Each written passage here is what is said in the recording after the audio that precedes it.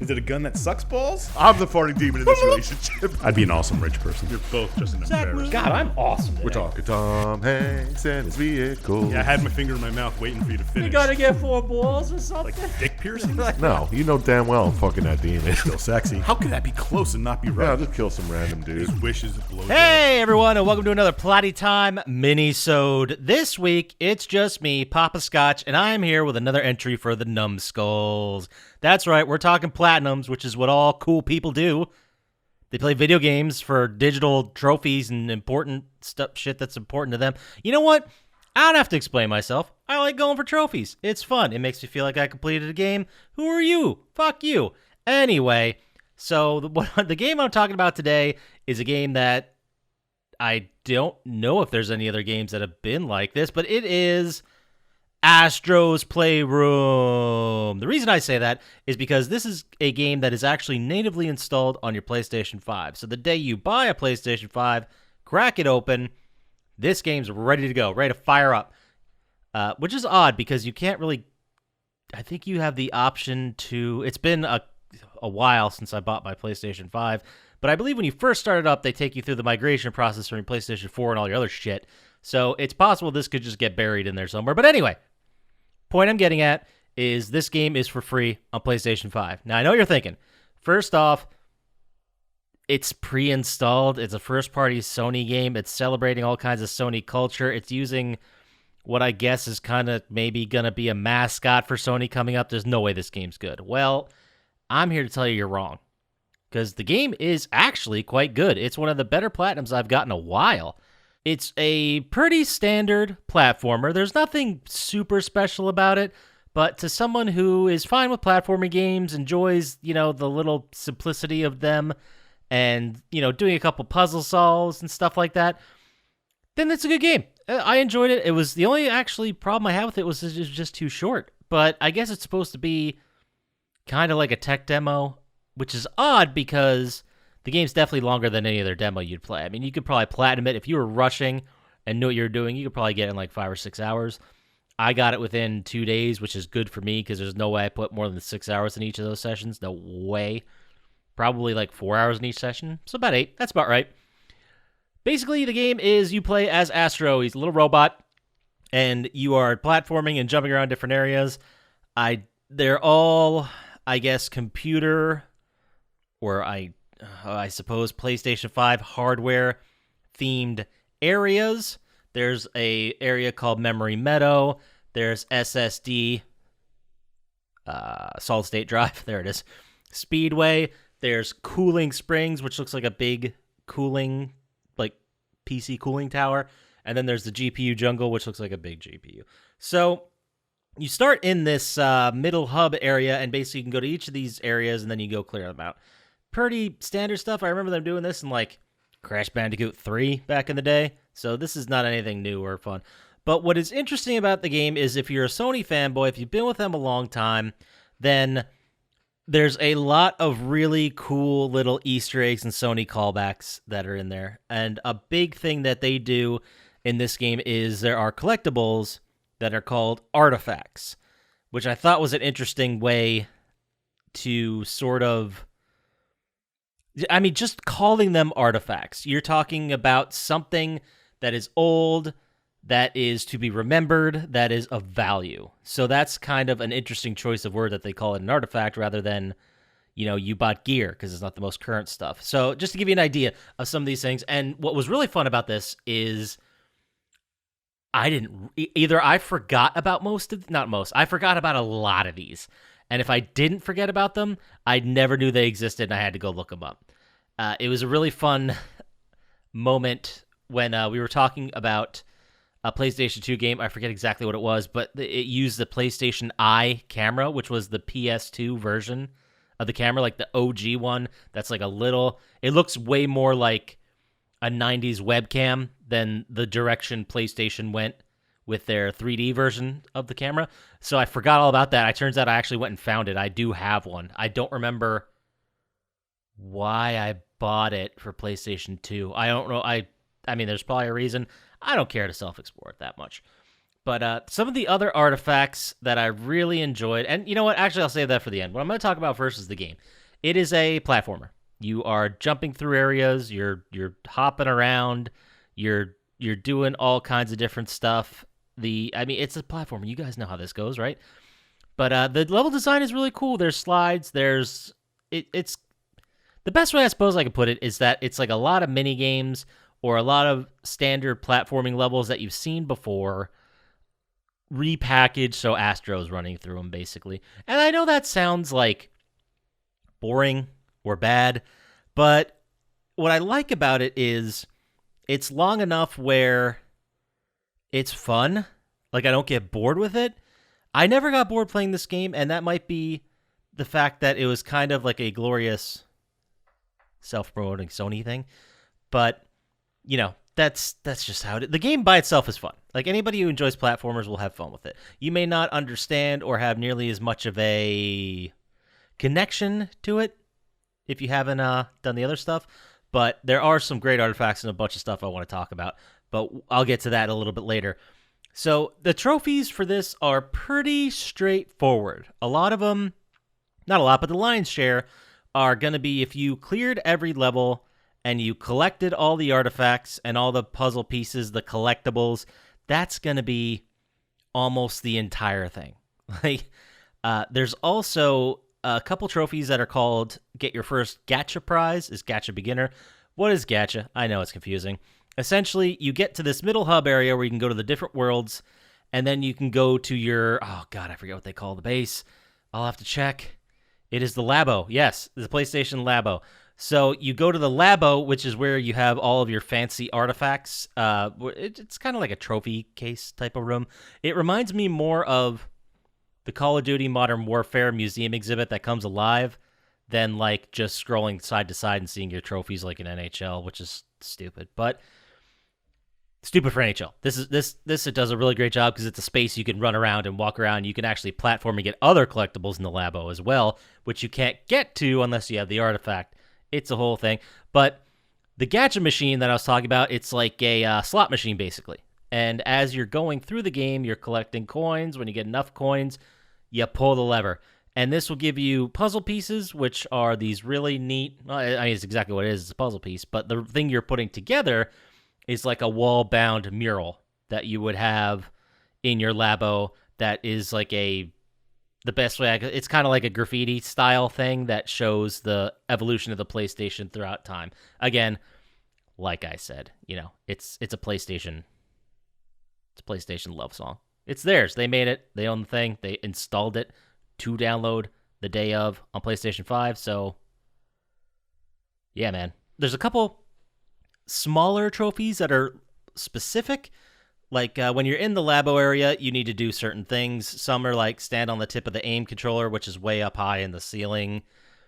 And then there's stuff like step on the lid of the PlayStation in the Labo, which will just, open the lid, which you step on the eject, it pops it open. We know how this works. There's a couple level-specific trophies as well. Like you have to do 3 times doing a spin attack on ice for the Twisted Metal trophy. You have to shelter from the heavy rain in Memory Meadow, which I think is just hiding under something for a couple seconds. It's been a while since I played this game, so I'm kind of going by memory here. Making a huge snowball, which is you just push around a thing and get. So it's a nice mix of collectible-based trophies, level completion trophies, and some couple stupid little fun things you could do. The best trophy lists, I think, the ones that really work, are ones where you explore the game, you explore the world of the game, and it maybe forces you to use mechanics or use tools that you wouldn't maybe like as much or be as comfortable with. And I like those ideas because it gives me a more well-rounded look at the game. Like if I have to get, this doesn't apply to this, but if I have to kill 20 enemies with the shotguns, and I tried using the shotguns before and I didn't like them, well, this will be like, all right, get back in there, kill your 20 or 200 or whatever it is enemies, get through it. Maybe you'll like it. Maybe I'll fall in love with the shotgun later. But that's not here nor there. So like I said, it's a platformer. It's jumping around. It's worth your time if you have a PlayStation 5. It's, especially as we're sitting here waiting for other games to come out for the PlayStation 5, which it really has a problem with. I just got, as I'm recording this, Resident Evil 7, and I'm thrilled to get in on that. Not Resident Evil 7. What am I talking about? I played that a while ago. I have Resident Evil Village coming, and I'm very excited to play that. That looks like a lot of fun. Getting back to this game, it's mostly doable without a guide. If you want to go find all the stuff yourself, but if you have a guide, it'll go way quicker to get all the collectibles. So, yeah, I mean, you clear all the areas, you get all the collectibles, you use your cash to run the capture machine to get the rest of the puzzle pieces and collectibles, and that's pretty much it. You do a couple random things in each level, and some of them I had to look up, but for the most part, it was pretty easy. And it was pretty breezy, and it was fun. I've played much worse games for much longer than this one to get a platinum. That's for damn sure. So talking about the artifacts, I love the idea that this is a celebration of the PlayStation ecosystem and a celebration of previous peripherals and things we may have forgotten. Now, what do I mean by that? There are these collectibles, which are, I believe they're just like little circles or whatever. You grab it, and then the screen pops up, and it tells you what you got. And then when you get these collectibles, you go into the labo, and they're all like giant size, and you could walk around. You could like jump on a PS1, like climb and do platforming on stuff to get other collectibles, and it's a really fun way to explore that area. But some of the ones that I completely forgot about, well, I like seeing the PlayStation controller and the PlayStation 2, the PlayStation 3, 4, all those controllers were there, and it was a really neat little walk through memory lane, especially when you are holding and using the PlayStation 5 controller and you go back to the 4. Man, it feels like a toy. So that was interesting. That's what the controllers are always fun to look at. But what about like all the other stuff we forgot about? There was one peripheral that I don't remember ever existing until I saw the box, and that was the PlayStation mouse that came out for the PS1. And now, thinking about it, I vaguely remember, I don't know, I don't think I had the PlayStation mouse, but I believe one of my friends did, and we played Command & Conquer Red Alert on 2 TVs. We would link our PlayStations together, and someone had the mouse and was using it. It was super unfair. But we would definitely do that. We would definitely do the link or whatever it was in the back of your PlayStation 1 and connect it to another one and play on 2 TVs. A lot of good times doing that. I mean, you also saw in the Memory Meadow, just the Memory Meadow section, you've also got the PlayStation memory card, the PS1 memory card. You've got a PlayStation game disc. They had the 2 things I completely forgot about. 3 things, actually. The Pocket Station, which I'd never seen in real life. It may have been just a Japan exclusive. I don't remember. I don't even remember seeing the Pocket Station. And then there was also a peripheral. I don't know if you guys remember this, but the PlayStation 1 LCD monitor, it would like connect into the back and it would lay flat on the top, and you kind of just pulled it up and you could play it right there, which was a neat little thing, but kind of, I don't know. I mean, you still needed power to power both of them, so if you got a wall plug, this isn't like the most modular thing in the world, you know what I mean? It's not like a handheld, so I don't know what the use case was for that. Maybe if someone else was using the TV, you could turn on the LCD screen and play on that while someone else was on the TV. Or maybe the multi-link thing. I guess that works too. But I don't know if that would fit in the... Doesn't matter. Then there's also the PlayStation Multitap, which I definitely remember having, and I definitely remember using like a handful of times. Barely like 3 or 4 times. The Multitap was basically, you plug it into the first controller slot, and then it looks like a boomerang almost, and you could plug in 4 different controllers and memory cards into it. So that was neat. I remember owning that. I still have it somewhere. I have to like go and dig out all these things and maybe display them because, man, there's so many other ones. There was also a PlayStation 2 Multitap, which I never had that one. I had the knockoff one, thinking that I'd be playing in-house with a bunch of friends, and that barely ever happened. But in the SSD Speedway, there's a PlayStation 2, which is pretty, it's PlayStation 2. There's the different models of it too. So they had the slim one, they had the fat one, they had the iToy camera, which I don't remember. They had a PlayStation 2 disc, the PlayStation 2 memory card, which was also really cool to see again. I believe, what was it? Did they go from, God, I don't remember. I remember the PlayStation 1 was 8 megabytes. And I think the 2 was 16 megabytes. I could be wrong. And I'm not going to look it up because I haven't played that in a while. We're on 5, for Christ's sake. So they also had the Buzz controller, which I didn't remember seeing, but I believe it was some kind of like the Buzz controller was like a game show type thing, and you'd beep in with it and answer questions and stuff. I don't really remember that. I don't remember seeing it, but it was neat. There's also when you get to the GPU jungle, and as you move on, as you get to the more, I suppose they're not like you could do any one of these things from the beginning. So I don't know if any are more difficult than the others, but I guess there is an order to it because they're newer artifacts. But for this one, they had the PlayStation Move motion controller, which, as we all know, was repurposed and used for PlayStation VR. And I remember buying all in on this system like the day it came out. I had the PlayStation Move controller. I had the PlayStation camera. I played Tiger Woods, like you swing it with the thing. And I remember having a lot of fun doing that. And then the only other game I remember playing it with, I got the PlayStation, is it the AIM controller? No, that's the PlayStation VR one. What the hell? Is it the Move? Oh, god damn it. It's probably in here, isn't it? Oh, there it is. The PlayStation Move Sharpshooter. I don't know if you guys remember this, but if you go look up, I believe it was released with Resistance 2. You put the controller and attach it to the front of the gun, and then the motion controller, not the motion controller. God, what's the other name of that? The navigation controller. There it is. You put the navigation controller, which has your sticks to move. So you put that where you hold the gun, the foregrip. So you'd be controlling it with your left hand. I'm a righty, so I'd be controlling it with my left hand, aiming and firing with my right. And I thought this was the coolest thing ever. It's like having a light gun again. Light gun games are never a bad time, right? But the problem for Resistance, which was extremely frustrating, is the game didn't, you could do the back, forward, straight, or, go strafe left, strafe right, and that worked great with the Move navigation controller. But when you tried to aim, you'd be aiming at something in the middle of the screen, and say something was off screen to the right, you would have to move the aim to the right side of the screen, and then it would just start flying to the right, and then you'd have to pull it back to the left and then aim at what you're going. So you had to actually overshoot everything you're trying to shoot at, and it was very difficult to shoot. It was very unwieldy, and I remember not playing with it a whole lot. I've been like, oh, they're going to come out with another game for this. That's going to be real dope.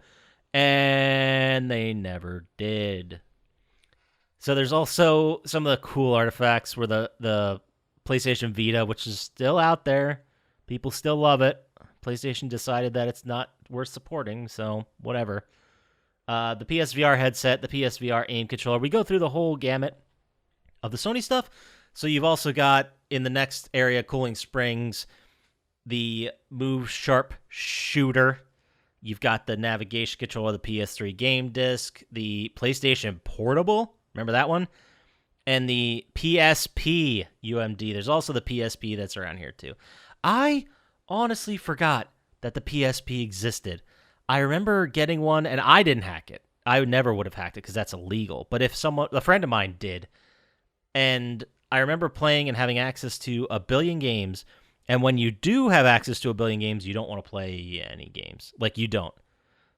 I won't get into detail about piracy or getting games or mod chips or anything like that, but a friend who I don't talk to anymore has told me that, if you could just have a CD burner at your house and then you could just burn PlayStation 1 games and then have a CD spool of 200 of them, you're not going to play any of them. You're just going to get to collecting them, and you're going to have a billion of them, and then you're not going to want to play any of them. So that was about that. That's the thing that they should be pushing about piracy, of why not to do it. You'll have too many games. It's not fun. But I don't know. I mean, that's about it. There's really not too much to say about Astro's Playroom. I did play Astrobot Rescue Mission. That was one of the first ones that was released as kind of like a demo for VR. But it was great, and it was a lot of fun. And then to see this guy come back, this little Astro fellow, come back and join the ecosystem again as kind of like your navigation through the history of PlayStation and the digital representation of where it's going. I thought that was neat. I thought it was fun. I thought I got a lot more fun out of this game than I thought I would. I just heard it was an easy platinum, and I was like, well, it's already installed. I don't have to buy anything. I might as well give it a shot. And I ended up having a great time with it. It's one of the games that comes with PlayStation 5, and I don't know. I don't have anything else to say about this. I thought it was great. Go play it if you got PlayStation 5. If you don't have PlayStation 5, when you buy one, don't overlook it because it's a fun game, and it's really great to remember all this cool shit. But if you guys out there have ever played Astro's Playroom and you want to tell us about it, send us an email at plottytime@gmail.com. We have a 100% guaranteed response rate. We would love to hear from you. You can also get to us faster on the socials at plottytime on Instagram and Twitter. And then you can also get to us on YouTube. You can like and subscribe there. Like and subscribe anywhere. It will really help us out. Review, rate, whatever. We love it. And, if you want to hear more of these numbskulls, if you want to hear less, whatever, tell us what you want to hear. But that does it for me today. So get out there, play some games. Don't trust Dr. Scientist. And I'll talk to you next time. Peace.